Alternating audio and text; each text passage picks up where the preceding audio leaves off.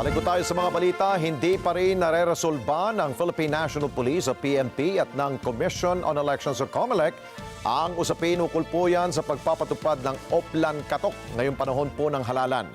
Nais ng COMELEC na magkaroon muna ng malinaw na panuntunan upang matiyak na hindi ito magagamit sa pananakot o di kaya ang pangaharas sa mga botante at kandidato.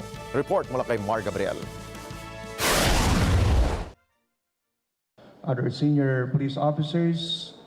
100 araw bago ang 2025 midterm elections, lumagda sa kasunduan ng mga opisyal ng PNP, Armed Forces of the Philippines at Commission on Elections para sa pagtataguyod ng mapayapa, ligtas at patas na halalan. Sa panig ng PNP, inilatag ni PNP Chief General Romel Francisco Marbil ang mga plano upang mapanatili ang peace and order sa mismong araw ng eleksyon. Kasama na rito ang pinaigting na kampanya laban sa guns, goons at gold at ang paglaban sa fake news.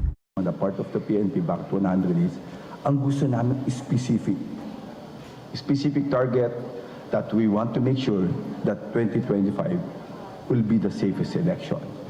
And to remind our people that this election is not only us, but all of us. Religious sector, community po natin, it is a shared accountability for a fair election. Ang AFP nangako na pipilitin nilang maabot ang deadline upang malansag ang mga natitirang private armed groups sa bansa bago ang araw ng halalan. Sa datos ng PNP, may 3 aktibong PAGs at 5 potential PAGs ang binabantayan nila sa buong bansa. Of course, kailangan po ng cooperation ng ating mga kababayan dito in terms of giving us the information, the reports, kung nasaan po yung mga PAGs, kung sino po itong mga ito. And of course, the cooperation also of yung mga kandidato. Na wag po silang magkukup ng mga private armed groups nila.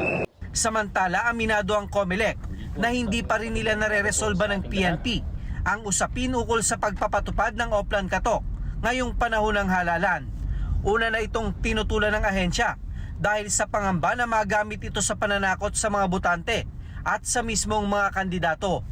So ngayon po tuloy-tuloy yung pag-uusap ng PNP at ng COMELEC para po magkaroon ng common ground, magkaroon ng common stand, maipatupad yung mandato ng PNP at at the same time magawa po ito ng makakatulong sa ating halalan. Nais ng COMELEC na magkaroon ng maayos na guidelines ang Oplan Katok upang matiyak na hindi ito maaabuso. Kung yung pong mga ayuda nga po na binibigay ng ating mga social services agencies, nagawa ng paraan, merong guidelines, merong safeguards, merong additional na impositions ang COMELEC para masigurong hindi maabuso, ganun din naman po ang hinahanap ng COMELEC sa bagay na ito. Hindi po ulitin namin, hindi namin pinipigilan, hindi namin sinusuplant yung desisyon ng COMELEC sa pagtatrabaho ng ating PNP. Ang gusto lang naman po natin, malatagan ng maayos na safeguards nang hindi ito maabuso at yung wala po yung chilling effect sa ating mga kababayan. Pinasinayaan na rin kanina ang mga bagong patrol vehicle at mga motorsiklo ng PNP na nabili nila sa halagang 300 milyong piso. Nakatakda itong ipamahagi sa iba't ibang istasyon ng pulisya sa bansa upang magamit ngayong panahon ng eleksyon. Mar Gabriel, para sa Mata ng Agila, matatag, matapang, matapat. Maraming salamat sa inyo pong pagsubaybay sa Mata ng Agila Primetime. Para malaman ang matatag, matapang at matapat na mga balita, i-follow lamang at mag-subscribe sa AtNet25 TV.